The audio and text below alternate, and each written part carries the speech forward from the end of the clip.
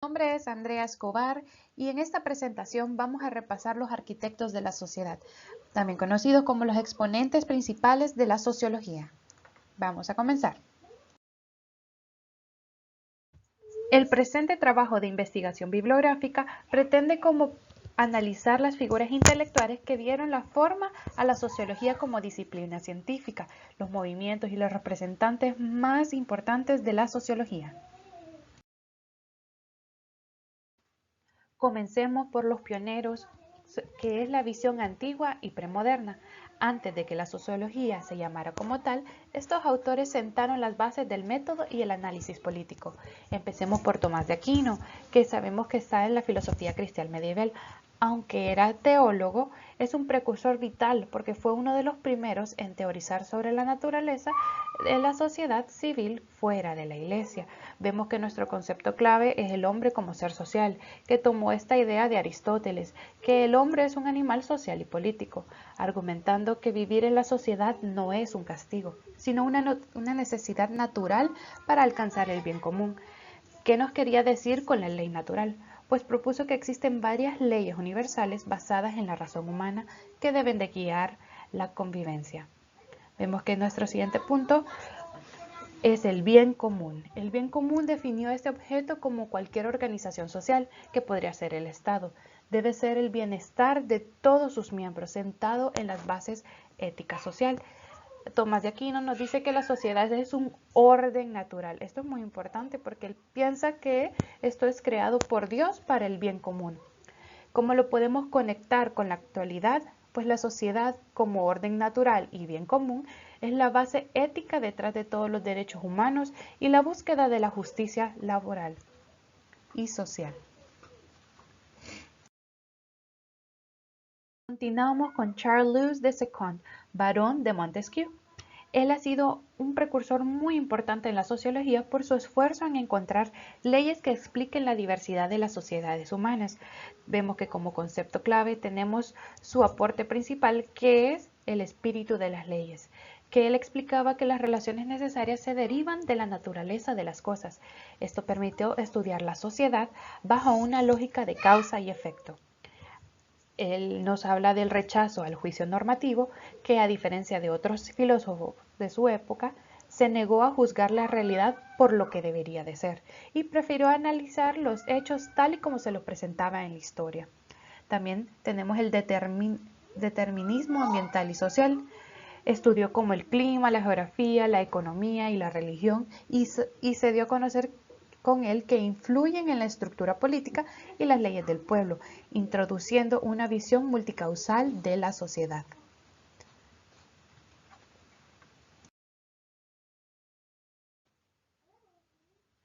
Vamos con los fundadores. Aquí entra el positivismo entre 1830 y 1850.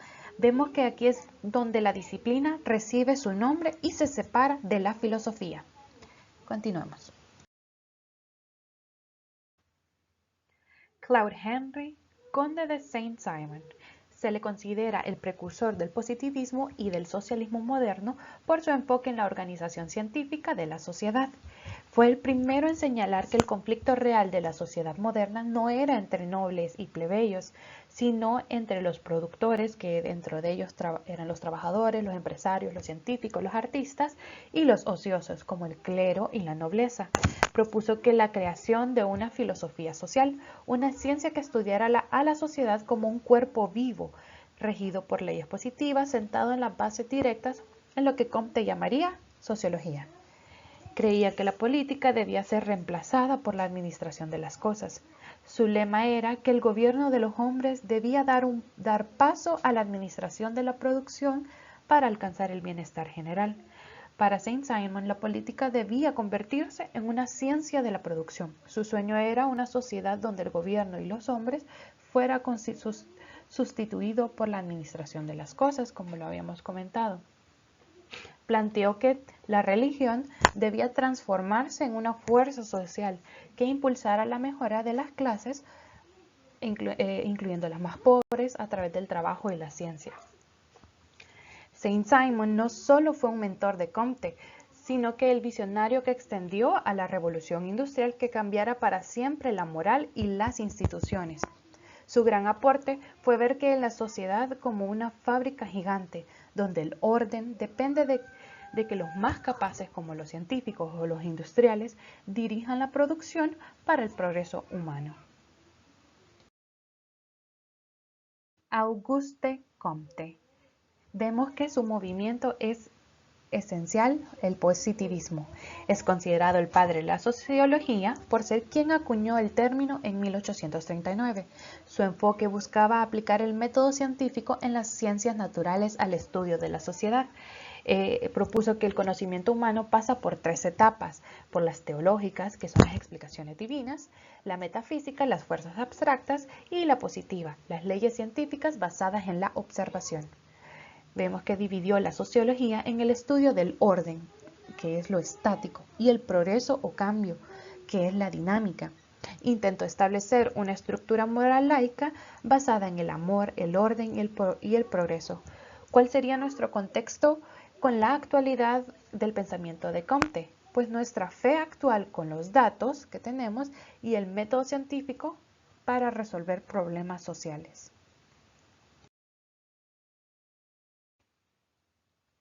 Como mención honorífica he incluido a Harriet Martineau, que la podemos conocer dentro del movimiento de sociología crítica y un feminismo temprano. Es considerada la primer mujer socióloga. Su trabajo fue vital para la difusión de la disciplina, pues ella fue la que tradujo la obra de Auguste Comte del francés al inglés, haciéndola accesible al mundo anglosajón. El propio Comte se dice en algunas fuentes que admitió que su traducción era mejor que la original, pues ella en su libro How to Observe Morals and Manners, cómo observar la observación de las costumbres, sentó las bases metodológicas para la observación de la sociología sistemática. Ella hizo un análisis de la desigualdad y estudió las costumbres y la estratificación social en Estados Unidos y en Gran Bretaña, enfocándose en la situación de las mujeres, la esclavitud y la educación, siendo pionera en observar la relación entre la política y el hogar. Su aporte principal fue la metodología sociológica y el análisis de género. Como contexto actual con lo que ella pudo investigar y sus observaciones, vemos que es pionera en los estudios de la inclusión y derechos de la mujer que lideran la agenda actual. Alexis de Tocqueville. Vemos que está dentro del movimiento sociología política o liberalismo clásico. Él fue un agudo analista de las transformaciones sociales que marcaron el fin del antiguo régimen y el nacimiento de la modernidad democrática. Para Tocqueville, la democracia no era solo un sistema político, o como otro de sus pares en ese momento, como un sistema solo de votación, sino que él miraba que era un proceso social inevitable hacia la igualdad de condiciones. Fue el primero en analizar cómo la desaparición de las jerarquías aristocráticas cambiaban la psicología de las personas, al igual que las costumbres y la familia. En cuanto al análisis del antiguo régimen, estudió las razones del colapso de la monarquía francesa, argumentando que las revoluciones a menudo ocurren cuando las condiciones sociales empiezan a mejorar, no necesariamente cuando están en su peor momento. ¿Qué queremos decir cuando escuchamos el concepto de la tiranía de la mayoría y la sociedad civil? Advirtió que el peligro de que en las sociedades igualitarias la presión del grupo y la opinión pública terminan asfixiando la libertad individual y el pensamiento crítico. Identificó que la salud de una democracia depende de las asociaciones intermedias, como ser grupos religiosos, clubes, organizaciones cívicas. Estas actúan como una barrera contra el nepotismo blando del Estado. Aquí presentamos a Tocqueville como un sociólogo de la libertad. Él nos advirtió que en una sociedad que busca la igualdad absoluta a costa de la libertad, terminará perdiendo ambas. Y esto lo podemos ver en la actualidad con la masa de cancelación que existe en la cultura, en las redes sociales. Esta cultura donde la tiranía es de la mayoría, lo que la mayoría piensa, pues cancelan al que representa en ese momento como que va en contra de la sociedad. En este punto vamos a abarcar los grandes teóricos del cambio, como los pilares del conflicto y el orden. Es una visión que se remarca en estos momentos. Pues desde 1850 a 1890 vamos a ver que el orden era la estabilidad y el conflicto un cambio.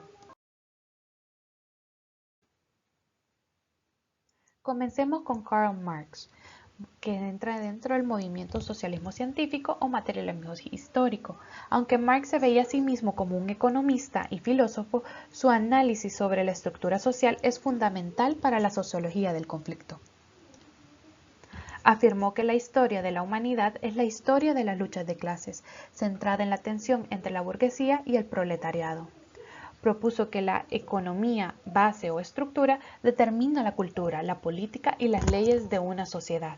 Con su teoría de la alienación, descubrió cómo el trabajador se siente ajeno al producto de su trabajo y asimismo dentro de un sistema capitalista. Si lo vemos con la actualidad, explica la creciente brecha de riqueza y el sentimiento de vacío que produce el trabajo automatizado. Como podemos ver en la imagen, cuando eran fábricas de ensamble, pues el trabajador no se identificaba con el producto que hacía. Eran totalmente vacío. Siguiente, Herbert Spencer. Vemos que aplica la teoría de la evolución a la sociedad antes que Darwin, y compara a la sociedad con un organismo vivo, explicando que al igual que un cuerpo, la sociedad tiene órganos como las instituciones que deben funcionar en armonía para que el sistema sobreviva.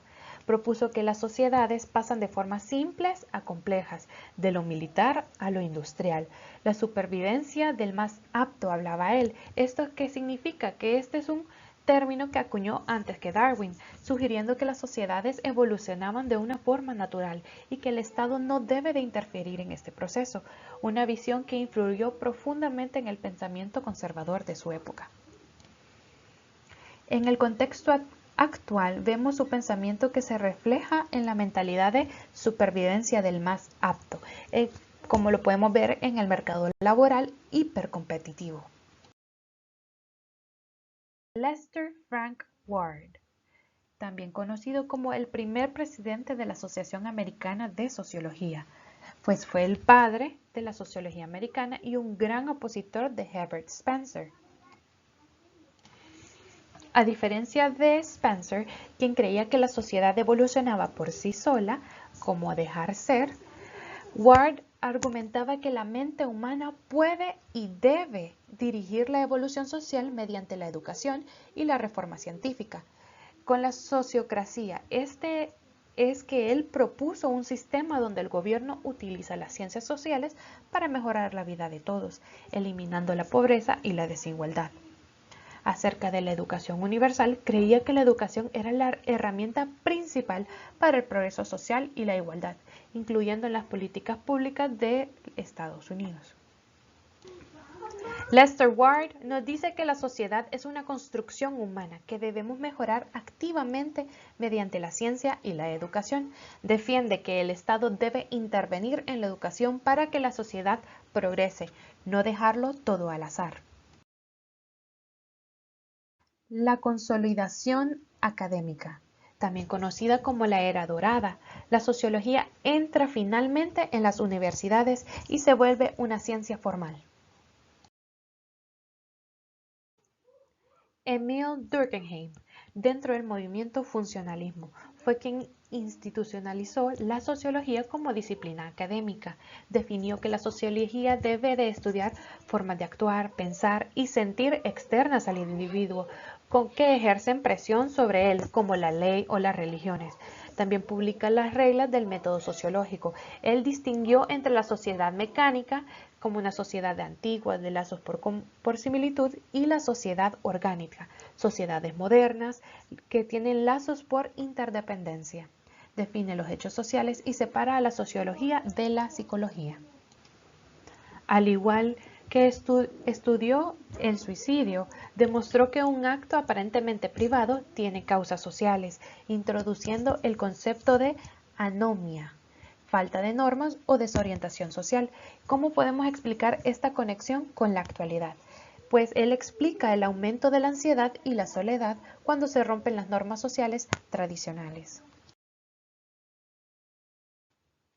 Max Weber, dentro del movimiento Sociología Comprensiva. A diferencia del positivismo, Weber creía que la sociología no solo debía explicar hechos, sino comprender el sentido que los individuos dan a sus acciones.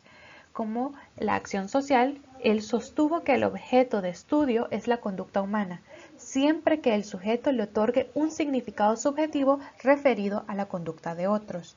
Dentro de su trabajo La ética protestante y el espíritu del capitalismo, argumentó que los valores religiosos, específicamente como el canibalismo, fueron claves para el nacimiento del sistema económico capitalista. Analizó, dentro de la teoría de la burocracia, la organización moderna basada en la racionalidad, jerarquía y las reglas escritas como la forma más eficiente de administración. Cabe mencionar que Weber no creía que la economía lo explicara todo, sino que las creencias y la cultura son igual de potentes para cambiar la historia. En la actualidad podemos utilizar este ejemplo que cada vez que usamos un trámite o usamos una aplicación bancaria, estamos bajo la jaula de hierro de Weber. Ferdinand Tönnies entra dentro del movimiento Sociología Clásica Alemana, voluntarismo. Fue uno de los fundadores de la Asociación Alemana de la Sociología y es clave para entender cómo pasamos de vivir en pequeñas aldeas a grandes ciudades globales. Su aporte más famoso es la distinción entre dos tipos de vínculos sociales, la comunidad y la sociedad. Como comunidad se menciona que son las relaciones basadas en el afecto, el parentesco, la confianza y la tradición dentro de la familia o un pueblo pequeño. Sería el grupo más importante que el individuo. La sociedad serían las relaciones basadas en el interés personal, el cálculo económico y los contratos, como una empresa o una gran ciudad. Aquí predomina el individualismo y la frialdad. Él explicó que la diferencia entre la comunidad es cuando actuamos por impulsos naturales y por afecto, una voluntad orgánica, mientras que en la sociedad actuamos de forma racional y estratégica para obtener beneficios, una voluntad reflexiva. Su obra ayudó a que los sociólogos a entender por qué la modernidad nos hace sentir más solos o desconectados a pesar de vivir rodeado de miles de personas. Podríamos poner el ejemplo actual que la comunidad sería como el grupo de mejores amigos que solo tenemos en el chat de WhatsApp o incluidos en Facebook. Y la sociedad sería más como el LinkedIn, donde todos están conectados solo por interés profesional. El sociólogo de la modernidad. Si Weber y Durkheim miraban las grandes estructuras, Simon se miraba en las interacciones microscópicas. Su aporte, como la sociología formal, estaba enfocada en las interacciones y en la vida urbana. Estudió las formas de asociación, como las competencias, el conflicto y la subordinación, independientemente de su contenido. Para George Simon, la sociología no debe estudiar las grandes instituciones como el Estado, sino la geometría de la vida cotidiana. Él nos presenta la tragedia de la cultura. Analizó cómo en la gran ciudad, que es una metrópolis, el individuo se siente abrumado por la cultura objetiva, la tecnología, la ciencia, volviéndose más reservado e indiferente, una actitud que él llamó blasé, indiferente. Ayuda a explicar cómo la vida en la sociedad afecta nuestra psicología, la indiferencia que sentimos en las grandes ciudades para protegernos de tanto estímulo visual. Gabriel Tarde, con su movimiento Microsociología, fue el gran rival intelectual de Emile Durkheim. Mientras Durkheim decía que la sociedad se impone al individuo, Tarde decía que la sociedad ocurre entre individuos. Su aporte principal fue la idea de que la vida social es el resultado de la imitación. Propuso que las innovaciones, las ideas, la moda, las leyes surgen de un individuo y luego se propagan como ondas en un estanque. tenía la oposición de Durkheim. Tarde rechazaba el concepto de hecho social. Argumentaba que la sociedad no es algo que está arriba de nosotros, sino que es la suma de millones de pequeñas interacciones e imitaciones individuales. Fue pionero en estudiar cómo se forma la opinión pública. Esto es a través de la conversación y los medios de comunicación. Tarde podríamos decir que es el sociólogo de los influencers. Puede explicar que hoy sus teorías son más famosas que nunca gracias a las redes sociales. Un trend en TikTok o un meme es exactamente como Tarde lo llamaba imitación, la propagación de una idea de una persona a persona, lo que termina creando una cultura. Gustave Le Bon, dentro del movimiento Psicología de las Masas. Sus ideas influyeron no solo en la sociología, sino en la política y en el marketing del siglo XX.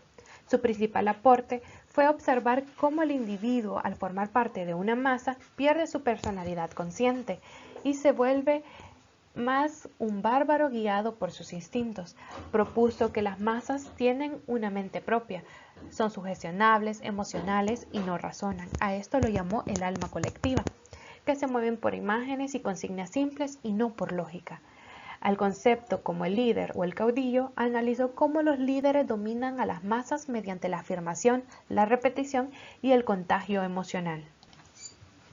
Le Bon nos advierte que cuando nos juntamos en grandes grupos, dejamos de pensar como individuos y empezamos a actuar por emoción.